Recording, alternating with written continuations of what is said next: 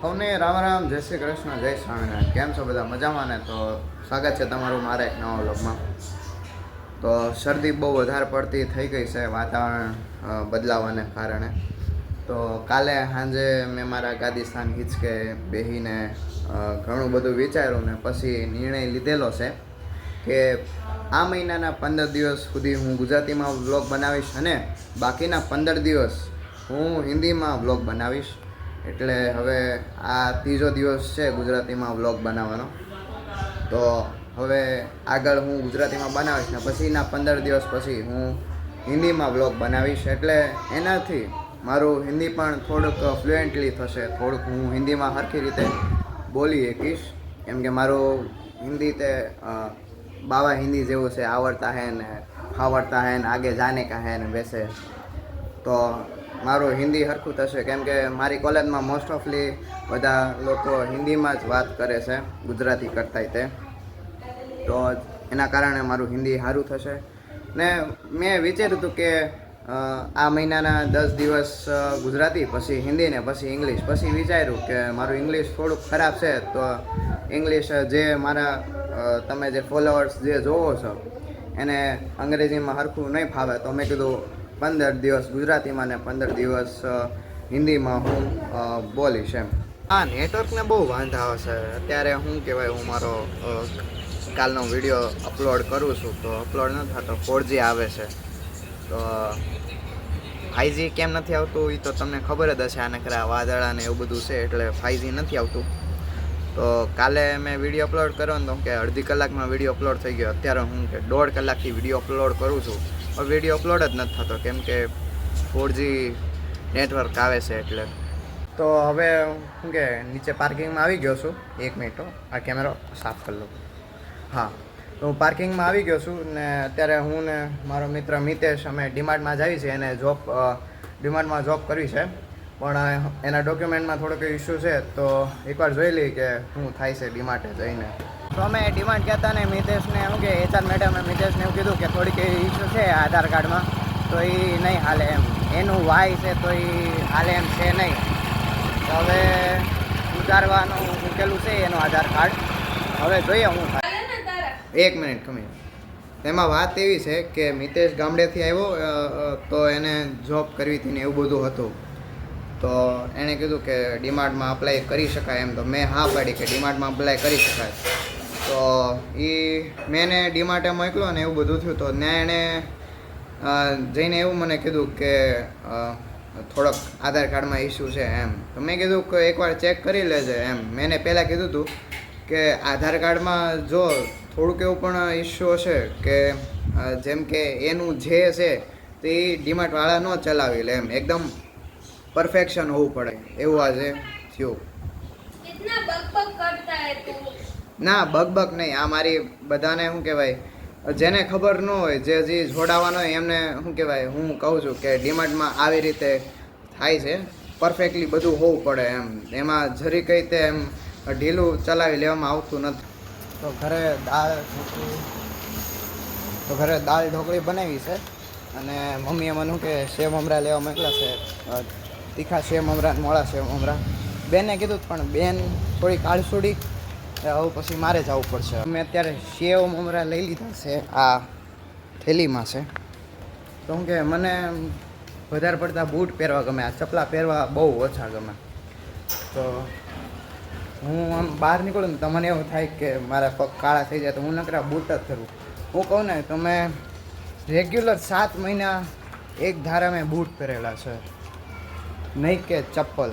કેમ કે માનસિક સ્થિતિ જેવી બની ગઈ છે કે ચપ્પલ પહેરવાથી મારા પગ કાળા થઈ જાય. અમે ઇન્ટર્નશીપમાં જતા ને તો શું કહેવાય, હું હાથના મોજા પહેરી લેતો કે હાથ મારા કાળા થઈ જાય. એમ તો હાથ તો થોડાક એવા કાળા જ છે પણ એમ વિચાર છે કે બિઝનેસમેન હોય, ઓફિસમાં બેઠો તો આમ એકદમ સફેદ હોવો જોઈએ. કોઈ છોકરી જોવા આવે તો કેમ ફટ દઈને હા પાડી દે. એમ તો અત્યારે કંઈ આવવાનું નથી પણ તોય તેમ મગજમાં ભૂસું ભરાઈ ગયેલું છે નહીં. એમ એકદમ સારી રીતના રાખવાનું શરીરને. ભલે પછી કંઈ આવડતું નહીં પણ તોય તે ધ્યાન રાખવું બહુ સારી વાત છે. તો ઠાકરજી, તમે કેરી જમી લીધી તો હું શું કહેવાય લઈ લઉં ને. તો આટલી બધી કેરી મમ્મીએ સુધારેલી છે ને હારે છે દાળ ઢોકળી. વાહ વાહ વાહ. ને મમ્મીએ આ સિંગ નાખીને મને ન ભાવતું કામ કર્યું છે, પણ તોય તે ખાઈ જઈશ હું. શું કે ના, ખાવાનો અનાદર હું નથી કરતો. તો હવે હું જમી લઉં હો. કેરી હારે હારે છે એટલે હાલો હું જમી લઉં. મોઢામાં પાણી આવે છે. તો મેં જમી લીધું છે. હવે ઠાકરજીએ જમી લીધું છે. હાલો ઠાકરજી, કોઈ જાઓ, હોવાનો ટાઈમ થઈ ગયો. તમને હું જગાડ દઈ 4 વાગે. આવજો, કોઈ જાઓ. ભાઈ શ્રી ચા પીવે છે એસીમાં બેઠા બેઠા. અને પિતાશ્રી તે ચા પીવે. એસીમાં ચા બેઠા બેઠા પીવે ને તો ચા બહુ ગરમ ન લાગે. ગરમીની ગરમ ગરમ ચા ન મજા આવે, બહુ ગરમ ન મજા આવે ગરમીની ચા. જરીક આમ મસ્ત. અમે તો શું કે કંપની શું કે કપમાં ચા પી દે એટલે આ તો કાંઈ ન કે એમાં બહુ ગરમ હોય એટલે એકચ્યુઅલી આમ તો એસીમાં બેઠા બેઠા ચા પીવે ને ચાની મજા અલગ જ હોય. તો પપ્પા હારે હું બંગલે આવ્યો છું કામ માટે. થોડું કામ હતું ને કામ પતાવી દીધું છે. હાથ આવા થઈ ગયા છે ને પેન્ટ થઈ તે નાખું બધું બગડી ગયું છે. તો હવે કામ પતી ગયું છે ને હવે અમે જાવી જોઈએ હવે ઘરે. પપ્પાએ મને ઠંડી શેવડીનો રસ પીવડાવ્યો. થેન્ક યુ પપ્પા, આભાર તમારો. અત્યારે હું શું કહેવાય પપ્પા હારે કામેથી આવ્યો હતો તો મારું મોઢું એકદમ ચીકણું ચીકણું થઈ ગયું હતું. તો મેં આ ફ્લાઇવિંગ છે એનાથી, જો તમને દેખાડું, આ જે ફ્લાઇવિંગ છે ફેસ વોશ, એનાથી મેં મોઢું ધોયું તો મારો ફેસ એકદમ ચમકારામાં આવે છે. એટલું બધું નહીં પણ એમ ફેસ તમારો સારો દેખાય આવે. એની સુગંધય સારી આવે છે. મસ્ત ફેસ વોશ છે.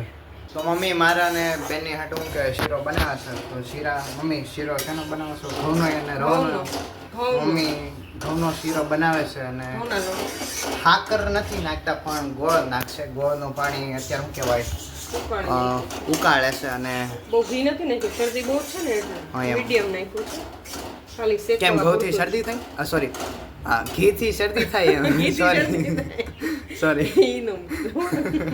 અરે એમાં હું થયું, મારે બોલમ શું કે મારે થોડું ગુજરાતી વ્યાકરણ ને એવું બધું બોલવાનું છે ને ક્યાંક જીભ તોતડાય જાય એટલે ઘીથી શરદી થાય એમ. પણ ઘીથી તો શરદી થાય ને, ખાંડથી શરદી થાય, ઘીથી શરદી થાય એટલે ઘી પ્રમાણમાં. ઘી તો પણ સારું કે એનાથી કેવી રીતના શરદી થવાની એ તો કોઈને પૂછે જા. તો તમે કોમેન્ટમાં જણાવજો ઘીથી કેમ શરદી થાય. ખાંડથી શરદી થાય એટલી તો ખબર છે, પણ ઘીથી કેમ શરદી થાય કોમેન્ટમાં જરૂરથી જણાવો. વસ્તુ હોય ને એટલે શરદી હોય એટલે વધારે શરદી કરે, વધારે કફ કરે એટલે. અચ્છા એવું હોય. હા, હું તો નાનો બાળક રહ્યો એટલે મને કાંઈ ખબર ન હોય. મને ખાંડની ખબર છે, ઘીની ખબર છે નહીં. હા, પણ હવે ખબર પડી ગઈ ને. હા, ખબર પડી ગઈ કે બહુ ઘી ખાવાથી શું કે શરદી થઈ કે વધારે શરદી થઈ કે શરદી જો હોય તો. નો શરદી હોય તો વાંધો ઓછો આવે, પણ તો એને કીધું અને ભૂખ લાગી છે ને તમે કીધું લાવ ઘઉંનો શીરો બનાવી દઉં. હા, કાલ પૌવા બટેકા બનાવ્યા હતા, આજે પાછું. તો દરરોજ ને દરરોજ આવી નવી વાનગીઓ જાણવા માટે મારી ચેનલને સબસ્ક્રાઈબ કરી દેજો. હારે હારે તમને મારા આવા નવા જોક્સ સાંભળવા મળશે અને નવી નવી વાનગીઓ પણ શીખવા મળશે. તો લાઈક શેર અને સબસ્ક્રાઈબ કરી દેજો જરૂરથી. શું કરવાનું મમ્મી? સબસ્ક્રાઇબ. જો મારા કરતાં સારું બોલતા આવડે છે. મને આવડે છે ને, આવડે. તો ઘઉંનો લોટ શું કે મમ્મી બોલો તમે? હું શેફ. ઘઉંનો લોટ ઘીમાં શેકાઈ ગયો છે. હા એમ, એ થઈ ગયું છે સારી રીતે. હવે પાણી નાખો ને ફટાફટ તો કંઈક મારો વિડીયો ફટાફટ બને. એમ ફટાફટ ન બનાવવાનું હોય, નકર હારો પછી ન બને. શેકાય ને તો જ મીઠો લાગે. ફટાફટ બનાવી તો કાચો લોટ લાગે, ભાવે નહીં. કે મારી એક મેં નવી ચેનલ બનાવેલી છે પોડકાસ્ટ બાય નયન કરીને, તો એમાં એને તે જરૂરથી સબસ્ક્રાઈબ કરી દેજો. એમાં નવા નવા પોડકાસ્ટના વિડીયો હવે આવતા રહેશે થોડા દિવસોમાં. તો એને સબસ્ક્રાઈબ કરી દેજો. એ મારી નવી ચેનલ જ છે. પોડકાસ્ટનો મને પહેલેથી શોખ હતો, તો હવે પોડકાસ્ટને એવું બધું બનાવું છું. હા, તો હવે વધીએ શીરા તરફ. હવે શીરો બનાવે છે મમ્મી. હવે એકદમ ફૂલ કે પોચો શું કહેવાય એને? ફૂલ તૈયારીમાં છે, શેકાવાની તૈયારીમાં છે. તો મમ્મીએ શું કે શીરો ચોકડીમાં લઈ લીધો છે. ઉપર હવે પાણી નાખશે એટલે વઘાર બધો બહાર વરાળ.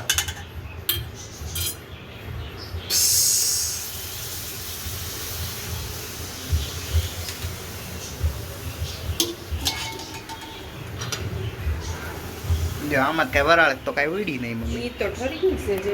અચ્છા એવું છે.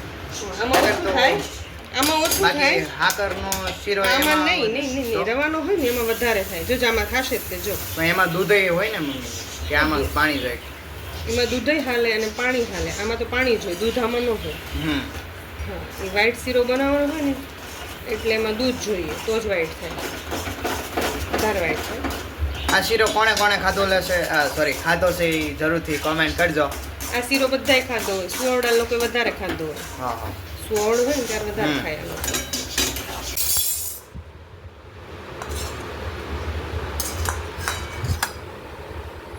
બસ બસ બસ બહુ ન દેતા. બસ કાઢ નાખો. હા કાઢ નાખો બસ. તો આપણો શેરો આવી ગયો છે મસ્ત મજાનો. હાલો જમવા હું જમી લઉં. ઇન્સર્ટ કરીને હું તૈયાર થઈ ગયો છું એકદમ સારી રીતે. કેવા લાગુ છું બાકી? એમ તો બોડી નથી બની પણ આમ ફેમિલી પેક છે એના મળતી બોડી છે એવું બધું છે. ને એમ કે કબાટે દ્વારકાધીશ ભગવાનનો ફોટો લગાડેલો છે. મેં દ્વારકાથી લાવ્યો હતો ત્યારે. જ્યારે અહીંયા કપડાં લઉં ત્યારે સૌથી પહેલાં ઠાકરજી દેખાય. મારા મમ્મીને ગમતી સૌથી વધારે સૌથી ગમતી સિરિયલ એટલે મહાદેવ, હર હર મહાદેવ. ગમે ત્યારે જો ત્યારે આ સિરિયલ જ જોતા હોય એટલે એમ આ સિરિયલ મારા મમ્મીને બહુ વધારે ગમે. એમ તો મને ગમે જ્યારે કોઈ ફાઇટિંગ બાઇટિંગ થતી હોય ત્યારે એમેય ગમે જ છે પણ આમનો મજા આવે, આમ મજા આવે. તમારો ડીમાર્ટ જવાનો ટાઈમ થઈ ગયો છે. હાલો ભાઈબંધને ફોન કરી દેવી કે તું આવી જા. હું આવી ગયો છું પાર્કિંગમાં. અત્યારે એક ઇન્સ્ટાગ્રામમાં રીલ બહુ આવે છે. એક છોકરો ડીમાર્ટવાળો હોય અને ડીમાર્ટમાંથી રિઝાઇન આપી દીધું હોય. શું કારણ છે એ મને નથી ખબર પણ એ એમ કહેશે કે ડીમાર્ટમાં આવી વસ્તુઓ આવે છે. પ્રીમિયાની જે વસ્તુ જે હોય ડીમાર્ટની એમાં એવું બધું નીકળે છે અને રીપેકિંગ કરે છે. એવું કાંઈ હોતું નથી. ડીમાર્ટવાળા છે ને બહુ ધ્યાન રાખે છે. એટલે કદાચ એ છોકરો ન પણ જતો હોય તો તમે એનું બધું માની ન લેતા કે ડીમાર્ટમાં આવું બધું મળે છે. તો ડીમાર્ટ કેદુંનો બંધ ન થઈ ગયો હોય. ડીમાર્ટ આવું બધું કરતું હોય કે રીપેકિંગ બધું કરતું હોય એકને એક વસ્તુનું તો કેદુંનો બંધ ન થઈ ગયો હોય. આ બધા મૂર્ખા લોકો છે ને તમને તમારા મગજમાં આવું બધું ભૂસું નાખવા હાટું આવું બધું બોલે. એટલે એનો મતલબ એમ ન હોય કે બોલે એટલે સાચું જ હોય. બધું ખોટું હોય. આ સોશિયલ મીડિયા છે એટલે તમારે થોડુંક ધ્યાન આપવું આવા બધા ઉપર. કોઈનું માની ન લેવું કે એણે એવું કીધું કે આની વસ્તુ આવી છે તો એવી હોય જ તે. હાથીના દાંત ખાવાના કાંઈક અલગ હોય ને દેખાડવાના કાંઈક અલગ હોય. સમજ્યા? તે માટે આવી ગયો છું મેં એપ્રોન પહેરી લીધું છે. હા તો અમુક લોકો હોય જ તે જે કંપનીનું જેનું ખાતું હોય ને એની થાળીમાં જ થૂકે. હું ગામ હોય ને ત્યાં 5 એવા હોય જ. તો વાગી ગયા છે 11 ને હું શું કે સૂટી ગયો છું ને બધાય સૂટી ગયા છે. તો હવે ઘરે જાઉં છું. હવે બહુ મોટું દેખાતું હશે મારું. સ્મિત કેવું લાગે જ્યારે ટાઈમ થઈ ગયો ને કામ આપણું પૂરું થઈ ગયું ને હજી કામ બાકી હોય ત્યારે કેવું લાગે? હેરાન થઈ જાય બહુ વધારે. એટલે પ્રાઇવેટ કંપનીમાં તો એ જ રહેવાનું. આજે મને ડિમાન્ડમાં માથું બહુ દુખતું હતું. મને એવું જ લાગતું હતું કે હું કહેવાય ચશ્મા હવે કઢાવી લો. પછી એમ થયું કે માથું હું કે ભૂખના કારણે દુખતું હોય. ક્યારેક મને એવું થાય. એટલે ઘરે જઈને હું જમીશ. તો હું ઘરે આવી ગયો છું ને નાઇટ ડ્રેસ મેં પહેરી લીધો છે. તો અત્યારે જમવામાં તો આવું સાદું ભોજન છે. એ શું કહેવાય ભાખરી છે ને ચાદુ છે ને ઉપરથી શીરો છે. તો મેં જમી લીધું છે. હું મારા ગાદી સ્થાન હિંચકે આવીને બેસી ગયો છું. હા જો ઓલી વાત કે કોઈ ઓલો છોકરો એમ કહેતો હતો કે ડીમાર્ટમાં આવું થાય છે ને તેવું થાય છે. તો ડીમાર્ટમાં આવું થતું હોય તો કે ડીમાર્ટ કીધુંનો બંધ ન થઈ ગયો હોય તમે એ વિચારો. એટલે આ બધા છે ને બંધ કરવાના કાવતરા બધા કરે છે. બાકી બીજું કાંઈ નથી. બાકી ડીમાર્ટ છે ને બધું ડીમાર્ટમાં બધું સારું જ મળે છે. કાંઈ એવું કાંઈ નથી મળતું. એને છે ને આ લોકો કેવું કરે એક તો જેને શું કે એક તો ખાય ને એમાં પાછું થૂકે કાં તો એનું તે ખરાબ બોલે. તે એવું શું કામ કરો છો ખાલી ખોટું? સમજ્યા તમે? એટલે ડીમાર્ટ સારી જ વસ્તુ છે ને ડીમાર્ટ માર્કેટ કરતાં સસ્તું તમને આપે છે. નકર શું કે નકર લોકો કોઈ બીજા પાસેથી ન લઈ જાય ડીમાર્ટમાંથી જ કેમ લેવા આવે? ડીમાર્ટે ભરોસો જીતેલો છે લોકોનો. એટલે બધું સારું જ છે. કાંઈ ખરાબ નથી. ડીમાર્ટ બહુ સારો છે. તો આજનું મારું આ લેક્ચર ભાષણ જે ઘણું અહીંયા પૂરું થાય છે. સારું તમે હોઈ જાઓ. હું જાઉં. અમને રામ રામ, જય શ્રી કૃષ્ણ, જય સ્વામિનારાયણ.